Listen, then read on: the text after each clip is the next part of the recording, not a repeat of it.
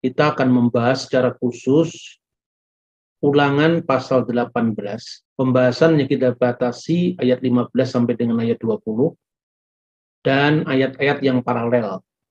Nah, pasal 18 ayat 15 dan 20 itu berisi tentang nubuat Nabi Musa akan datangnya seorang nabi yang seperti beliau. Dan nabi itu akan muncul di tengah-tengahmu, di antara saudara-saudaramu. Nabi mikir beka me aheka kamuni. Dalam tulisan polemik Islam Kristen itu sering memainkan peran. Artinya beberapa apologet Muslim atau pemikir Islam itu mengartikan teks ini untuk menubuatkan kedatangan Muhammad sebagai Nabi umat Islam. Nah, teks inilah yang menjadi bahan perdebatan atau dasar ayat yang diperdebatkan, yaitu dari kitab Ulangan pasal 18, kuncinya itu di ayat 15 dulu. Nabi di tengah-tengahmu. Nabi mikir beka. Berarti Nabi ini harus muncul di tengah-tengah Israel. Me'aheka, di antara saudara-saudaramu. Nah, saudara-saudaramu di sini tentu menunjuk kepada ke-12 suku Israel.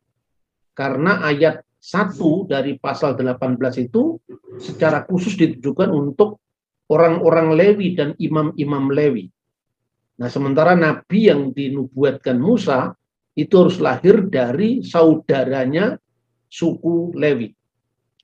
Kamu nih yang seperti aku, maksudnya seperti Musa, yakim leha akan dibangkitkan bagimu Adonai Eloheka oleh Tuhan Allahmu alaftismaun. Hendaklah dia yang harus kamu dengarkan.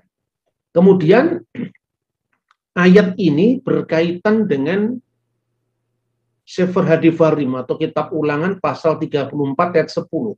Bilo kam nabi od be Yisrael ke Mose. Asher yidau Adonai panim el panim.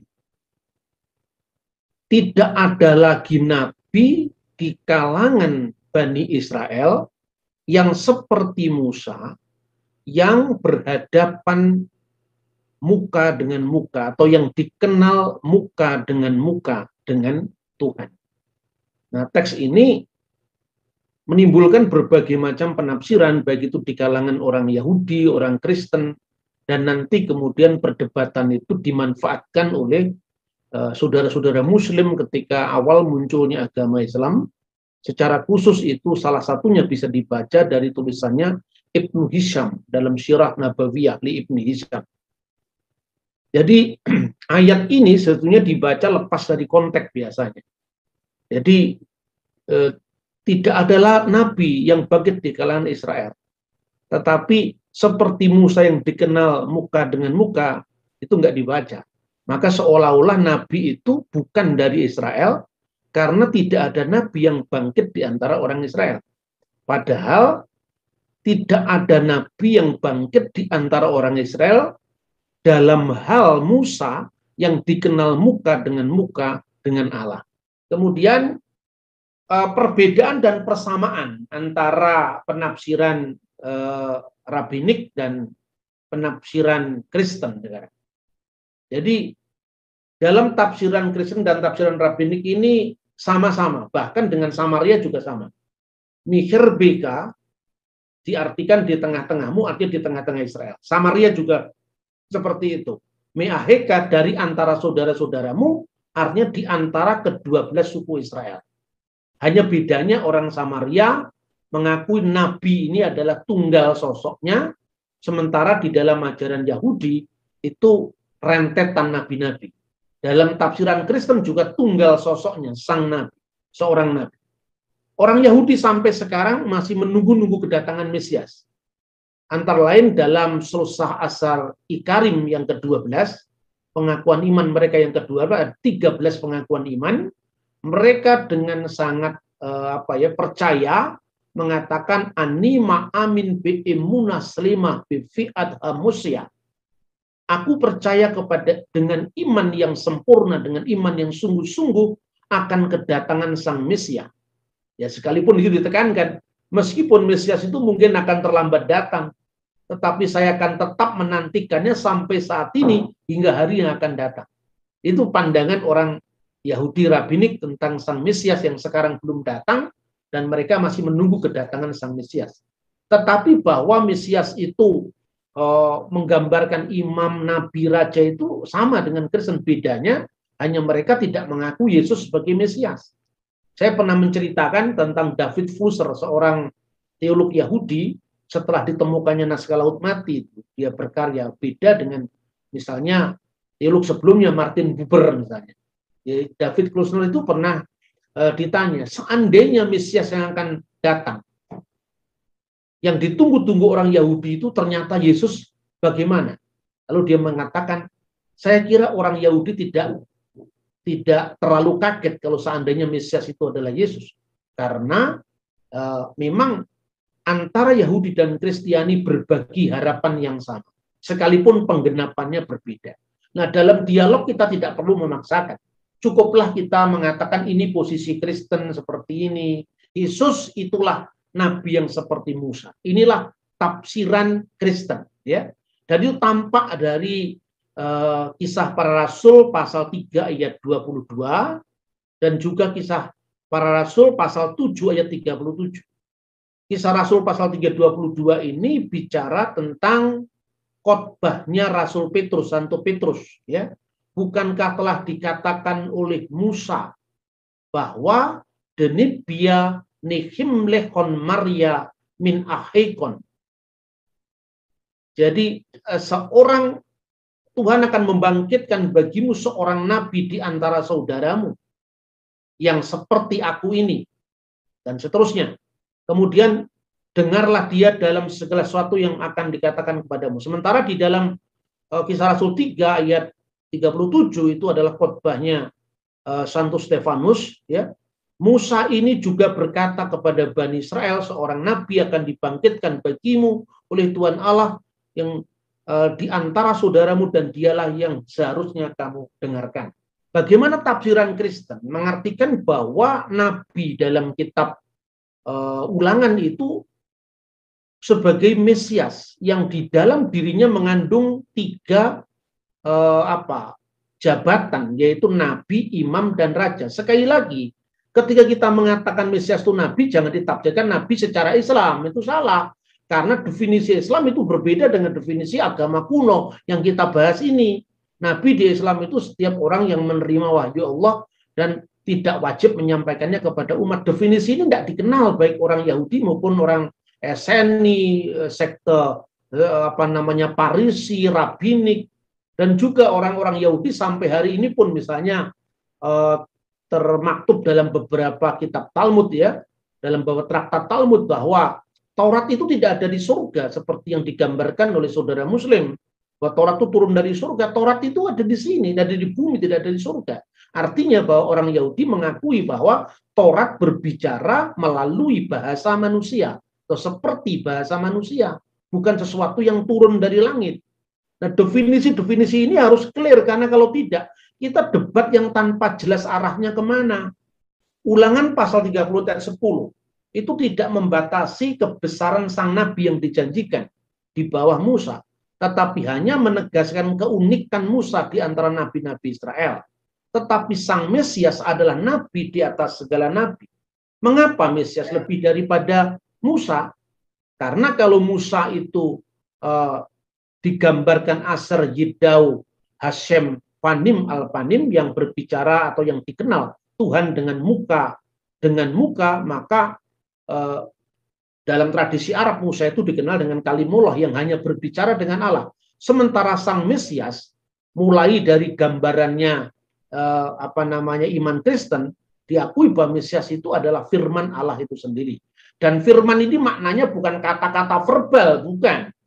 Firman dalam pengertian kalam itu tidak. Firman itu kalimat dalam Alkitab bahasa Arab, bukan kalam. Kalam itu kata-kata verbal. Tapi kalau Injil bahasa Arab menggunakan kata-kata kalimatullah. Bil badi'il kanal kalimah wal kalimatu kana indallah wa kana kalimatullah hadza kana fil badi indallah kullu syai'in bihi kana wa bi ghairi lam yakun syai'un mimma kana.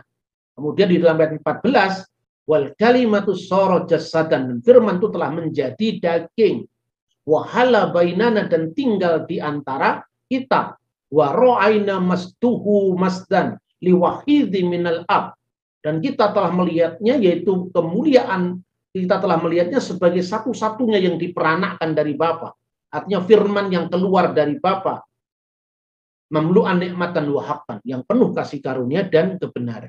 Soal orang Yahudi menolak ini, ya boleh-boleh saja, tapi jangan memaksakan tafsir, atau orang Islam menolak ini, boleh-boleh saja. Dalam Islam, kalimatullah itu diartikan kalam takwiniyah, hasil daripada ciptaan. Itu tidak apa-apa, tapi jangan memaksakan paradigma itu untuk menilai agama lain.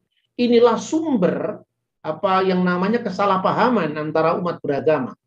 Kemudian, apa maknanya Mesias itu nabi seperti Musa? Ya, nabi seperti Musa itu adalah nabi pembebas. Karena tema seluruh kitab Taurat itu adalah keluaran dari tanah Mesir. Dan itu diulang-ulang, bukannya di Taurat, nanti pada zaman nabi-nabi Israel seperti Daud misalnya, Mazmur 136 itu temanya adalah penciptaan dan keluaran. Keluaran itu tema sentral dalam kehidupan orang Ibrani, makanya Musa disebut sang pembebas. Baik orang Samaria, orang Yahudi Eseni, orang Yahudi Rabinik, orang-orang Kristiani. Musa membebaskan Bani Israel dari penindasan Fir'aun. Dalam perspektif iman Kristen, Yesus membebaskan Bani Adam, seluruh umat manusia, dari dosa-dosa mereka. Pembebasan Musa disebut Paskah, yaitu Paskah keluaran dari tanah Mesir. Pembebasan Yesus juga disebut Paskah dari kebinasaan kekal dan memperoleh hidup yang abadi. Ya, kehidupan Yesus maupun Musa banyak persamaan khusus. Misalnya, Yesus terancam bunuh di Mesir. Terancam bunuhnya tidak di Mojokerto, tapi di Mesir. Diselamatkan oleh orang lain yang bukan orang tuanya sendiri. Musa oleh putri Fir'aun, Yesus oleh Yusuf suami Maryam, yang tidak ada hubungan darah dengan Kristus. Jadi seperti Musa tidak hanya berarti punya bapak, ibu, anak, istri. Setiap orang juga memilikinya. Jadi kalau kesamaan itu diartikan Musa punya bapak, Yesus nggak punya. Musa punya istri, Yesus nggak punya. Itu bukan kesamaan. Saya pun juga punya anak, punya istri. Jadi yang disebut seperti Musa ini misi khususnya nabi yang diramalkan Musa, yaitu Nabi Eksodus.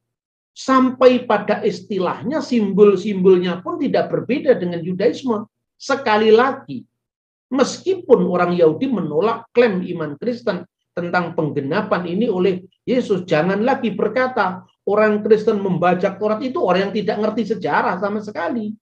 Cobalah baca itu naskah-naskah Qumran, baca perkembangan Yudaisme Kristen, yang penemuan sinagoga di Yerusalem, penemuan sinagoga Kristen di Kana, penemuan sinagoga Kristen di Nazaret. Pada awalnya memang kekristenan itu dari Yahudi.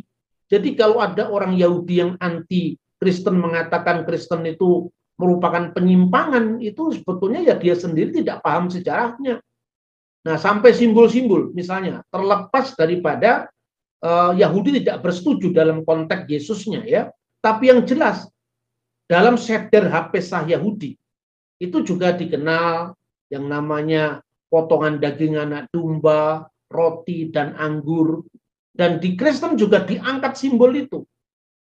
Ungkapan yang penting dalam konteks Paskah keluaran adalah ketika memecah-mecahkan roti. Perhatikan Kristus ketika perjamuan suci, ketika perjamuan malam, juga memecah-mecahkan roti memberkati, persis sama dengan ritual Paskah Yahudi.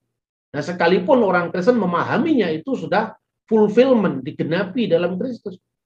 Cuman bedanya ketika orang Yahudi mengatakan halakma annia diakalu afaktana bi aram Misraim, inilah roti sengsara yang dimakan nenek moyang kita di Mesir, maka Yesus mengatakan inilah tubuhku yang dipecah-pecahkan. Karena tubuhku yang dipecah-pecahkan itu gambaran seorang syahid, seorang martir yang membawa penebusan bagi umatnya atas dasar lingkaran cinta kasih kekal. Dan kematian Yesus bukan tumbal, bukan. Karena tumbal itu ada di dalam alam pikiran agama primitif sebagai apa? Mekanisme kambing hitam. Ketika sebuah kelompok kemudian konflik, maka dicarikan kambing hitam untuk melupakan konflik yang sebelumnya. Konflik antara dua pihak ini. Makanya di dalam doktrin tentang tumbal haus darah, tumbalnya itu enggak sadar. Tapi Kristus sadar bahwa dia harus memikul salibnya. Maka kematian Kristus itu adalah kematian seorang martir yang secara sadar mencintai umatnya demi mengganti kesalahan mereka. Nah pertanyaannya, apakah itu adil? Nah ketika Adam dan Hawa berdosa, kita juga diajak-ajak, kita belum lahir.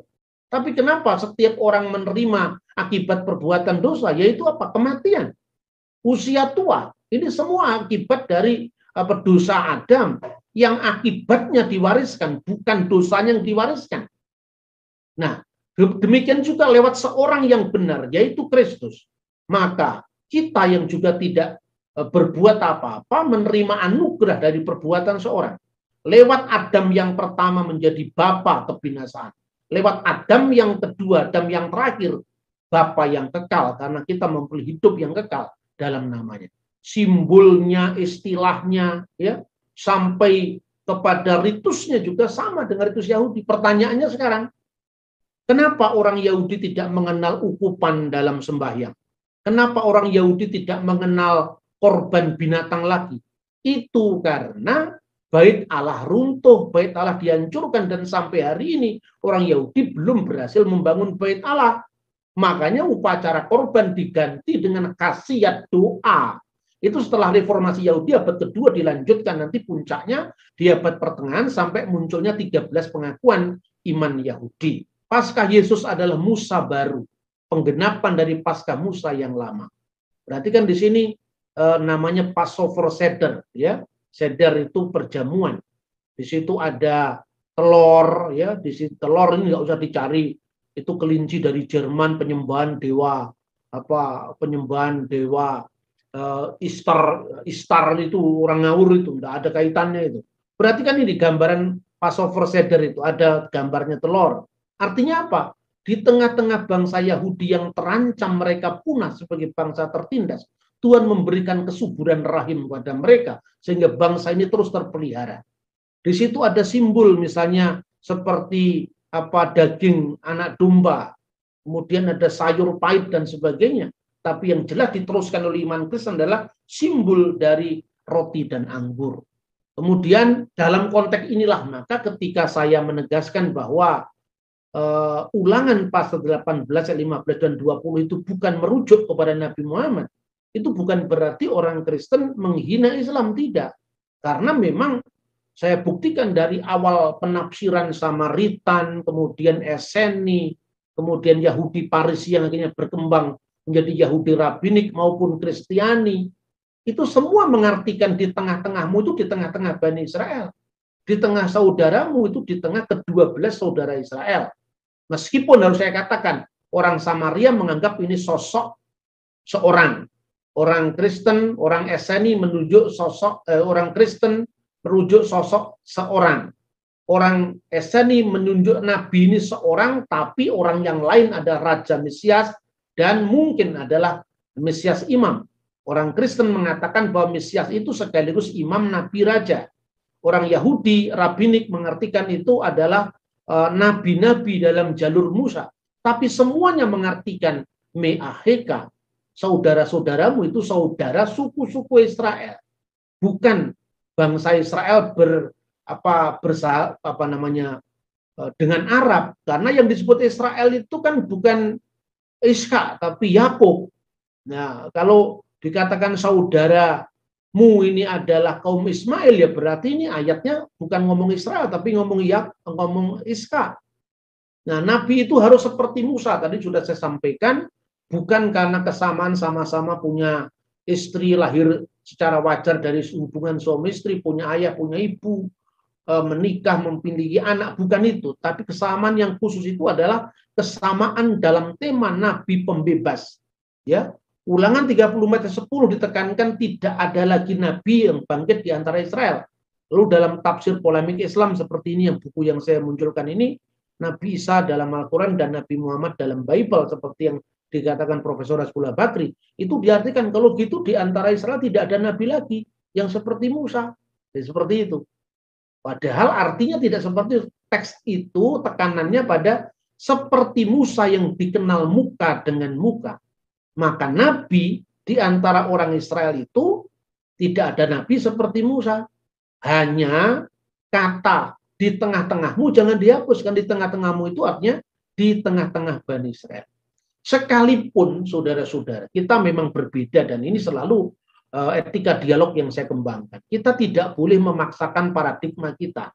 Kita tidak boleh memaksakan pandangan kita terhadap orang lain. Ini yang melahirkan kekerasan-kekerasan verbal atas nama agama. Saya teringat apa yang dipesankan oleh Kiai Tunggul Wulung, Kiai Abdullah Tunggul Wulung yang berkarya di Jawa Tengah, ya. Dia pernah mengatakan sebagai seorang pengikut Al-Masih dilarang menghina Nabi Muhammad. Nah, tentu Nabi di sini Nabi dalam pemahaman Islam. Seorang kadang-kadang mengkritik saya, kenapa Pak Bambang kalau menyebut Muhammad selalu dengan kanjeng Nabi atau Nabi? Ya memang kan itu nabinya umat Islam dan kita harus menghormati. Saya punya istri, tapi tetangga saya masa nggak boleh kita sebut istrinya masing-masing? Itu kan wilayah rumah tangga yang berbeda.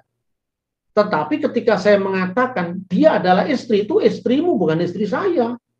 Ketika kita mengatakan Siddhartha Gautama itu adalah Buddha, Buddha itu maknanya mirip dengan Nabi, seorang yang mendapatkan pencerahan. Tetapi toh kita tidak bersinggungan apapun ketika mengatakan ini sang Buddha, sang Buddha, sang Buddha. Padahal Buddha itu hanya orang yang menerima pencerahan. Ya, pencerahan itu mirip wahyu kalau di Islam, mirip ilham, Roh Kudus kalau di Kristen. Tapi toh Nabi kita tidak ganti dengan Siddhartha Gautama. Ketika kita mengatakan Muhammad itu kanjeng Nabi, ya itu adalah penghormatan saya kepada saudara Muslim. Maka orang Kristen jangan sekali-kali berpola pikir hitam putih, buta lorek, jam songo mati. Kita harus pola berpikir itu adalah satrio pinandito. Seorang kesatria tapi berjiwa pendeta. Karena itu ketulusan hatinya, ketulusan seorang pendeta. Tapi keperwiraannya adalah keperwiraan seorang kesatria. Jadi etos ini kiranya kita jaga di dalam ranah kita masing-masing. Sehingga kalau kita menolak Nabi Muhammad, ya pasti itu kita Kristen kok. Tapi juga jangan marah kalau orang Islam menolak Yesus sebagai putra Allah, namanya Islam. Nah, dalam agree and disagreement itu, kita membangun bangsa ini dengan spirit Bhinneka Tunggal Ika, Tanhana Dharma Mangruwa. Berbeda-beda tetapi satu dan tidak ada kebenaran yang mendua.